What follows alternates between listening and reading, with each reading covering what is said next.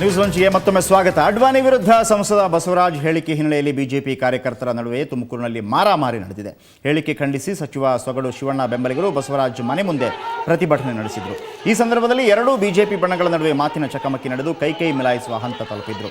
ಮಧ್ಯಪ್ರವೇಶಿಸಿದ ಪೊಲೀಸರು ಪರಿಸ್ಥಿತಿಯನ್ನು ತಿಳಿಗೊಳಿಸಿದರು.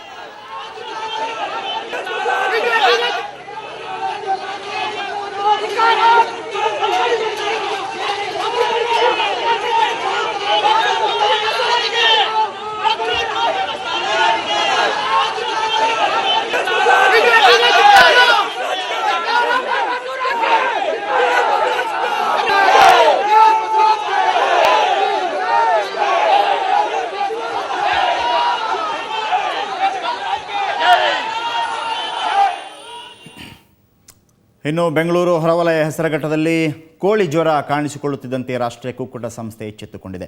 ಸೋಂಕು ಪೀಡಿತ ಕೋಳಿಗಳನ್ನು ಸಾಯಿಸಲಾಗ್ತಾ ಇದೆ. ಹೆಸರಘಟ್ಟದ ರಾಷ್ಟ್ರೀಯ ಕುಕ್ಕುಟ ಸಂಸ್ಥೆಯಲ್ಲಿದ್ದ 18,000 ಕೋಳಿಗಳಲ್ಲಿ ಈಗಾಗಲೇ 3,481 ಕೋಳಿಗಳು ಜ್ವರದಿಂದ ಸಾವನ್ನಪ್ಪಿವೆ. ಇನ್ನೂ ಹಲವು ಕೋಳಿಗಳಿಗೆ ಸೋಂಕು ಹರಡಿದೆ. ಹೀಗಾಗಿ ಅಪಾಯರಿತ ಕುಕ್ಕುಟ ಸಂಸ್ಥೆಯ ಸಿಬ್ಬಂದಿ ಸಂಸ್ಥೆಯ 1 ಕಿಲೋಮೀಟರ್ ಆಸುಪಾಸಿನಲ್ಲಿರುವ ಸೋಂಕು ಪೀಡಿತ ಕೋಳಿಗಳನ್ನು ಸಾಯಿಸ್ತಾ ಇದ್ದಾರೆ. ಸಂಸ್ಥೆಯ ಆವರಣದಲ್ಲೇ ಗುಂಡಿಗಳನ್ನು ತೋಡಿ ಮೃತ ಕೋಳಿಗಳನ್ನು ಮುಚ್ಚುತ್ತಾ ಇದ್ದಾರೆ.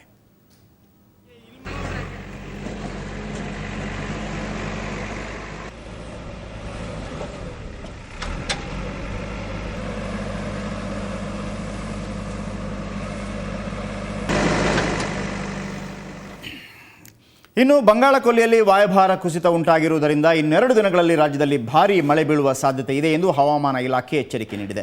ಬೆಂಗಳೂರು, ಮೈಸೂರು, ಮಂಡ್ಯ ಭಾಗದಲ್ಲಿ ಭಾರೀ ಮಳೆಯಾಗುವ ಸಾಧ್ಯತೆ ಇದೆ ಎಂದು ಹವಾಮಾನ ಇಲಾಖೆ ಹೇಳಿದೆ. ವಾಯುಭಾರ ಕುಸಿತದ ಪರಿಣಾಮ ತಮಿಳುನಾಡಿನಲ್ಲಿ ಈಗಾಗಲೇ ಮಳೆಯಾಗುತ್ತಿದ್ದು, ಇಂದು ಮತ್ತು ನಾಳೆ ಮಳೆಯ ಆರ್ಭಟ ಮತ್ತಷ್ಟು ತೀವ್ರಗೊಳ್ಳಲಿದೆ. ಹೀಗಾಗಿ ಚೆನ್ನೈನಲ್ಲಿ ಸೈಕ್ಲೋನ್ ಅಲರ್ಟ್ ಜಾರಿಯಾಗಿದ್ದು ಎಲ್ಲ ಶಾಲಾ ಕಾಲೇಜುಗಳಿಗೆ ರಜೆ ಘೋಷಿಸಲಾಗಿದೆ.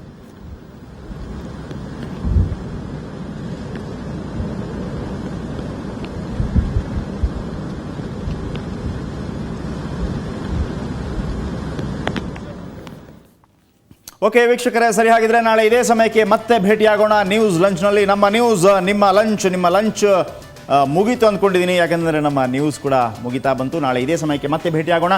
ನೇರ ದಿಟ್ಟ ನಿರಂತರ ಸುದ್ದಿಗಾಗಿ ನೋಡ್ತಾ ಇರಿ ಸುವರ್ಣ ನ್ಯೂಸ್. ಟೇಕ್ ಕೇರ್, ಬಾಯ್.